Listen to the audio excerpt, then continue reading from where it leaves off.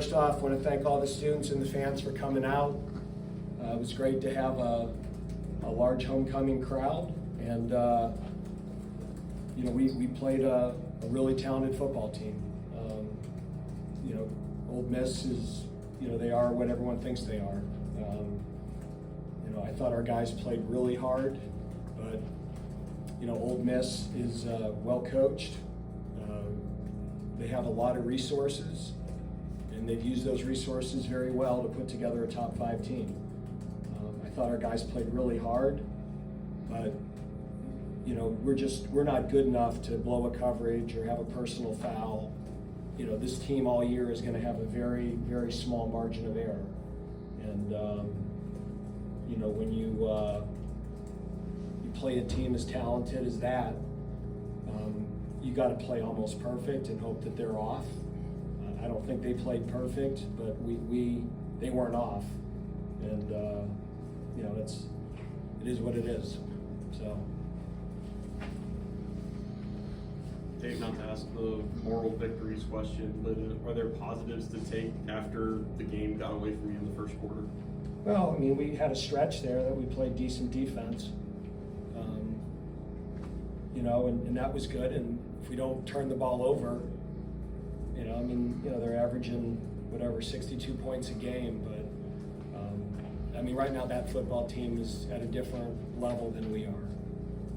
I told our team, if we play them 10 times, they'd probably beat us 9, and the 10th time we'll probably need to get a little bit lucky. They're a lot more talented than us across the board, and they're better than us. Is this a game from which your team can get better? In other words, you had the bye week coming up. You've got enough time to review this tape. Is playing a team like Ole Miss something that's going to help you the rest of the season? I think time will tell, Les. We're going to play other good players, but across the board, that will be as difficult of a matchup that we probably have all year. And I'm sure Clawson and Miami and NC State and Carolina, and everybody we played. Louisiana, heck, they're going to have good players. We're just, that was a mismatch. Our kids played hard. But like I said, they're really, really talented, and they're certainly a level above us right now. Do you have a good sense whether you came out of this game from an injury perspective well? Josh, I'll know that on Sunday. Coach, any adjustments, and I know, of course, you gotta look at film, any adjustments you think you can make to where you're not playing from behind like you ended up, in the first quarter? Against those guys? Any second that game was tied was a good moment. That's a really good football team. They have a lot of resources, and they've spent it well. And, in this day and age, the strength of your collective matters. And they've got a very strong collective, and they've used it extremely well. Dave, not to go all macro level on you, but would you be in favor of some sort of change in terms of, when teams have injuries, to maybe prevent those type of questions from lingering? Yeah, I've been for, if a player gets hurt in a series, he should be out for the series. I hope all those guys are surviving still, but it seemed pretty well choreographed. After every first down, somebody would go down. And the one kid got carted off, and I hope the Ivy kid's okay. I have no doubt that's a legitimate injury, but that was extremely well coordinated. And I've pushed for years in my role in the AFCA, because the officials say there's nothing we can do.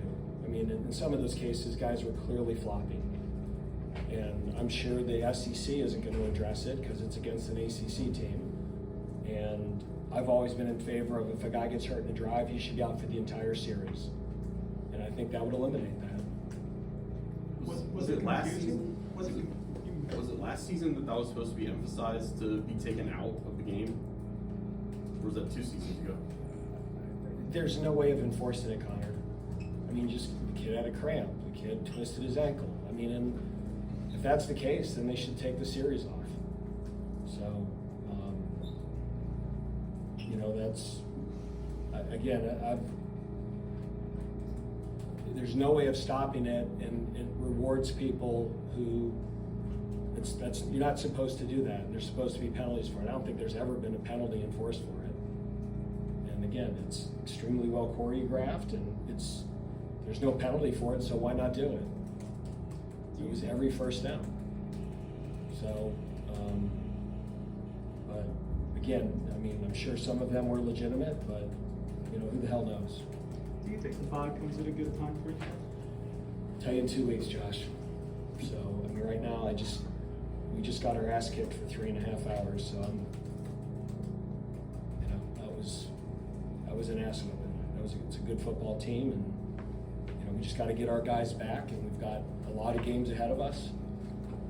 Like I told them in the locker room, I still think we have a chance to have a good football team, but this is a football team that has a very, very small margin of error.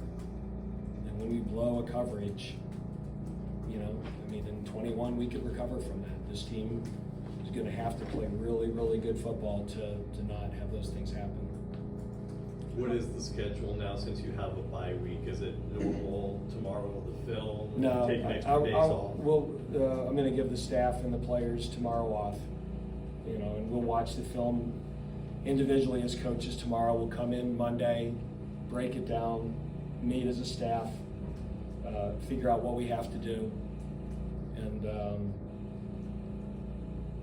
we'll get with the team Tuesday. We'll get a couple of practices in, and this is from the start of camp to now. That's a long stretch, so we'll give them a few days off, and hopefully get them healthy, and then we're going to have a tough 5-game stretch. And Louisiana's a good football team. Those guys are going to have athletes and players, and we need to get a win. Did Donovan Green get hurt in the first half? Yeah, his hamstring got a little tight again.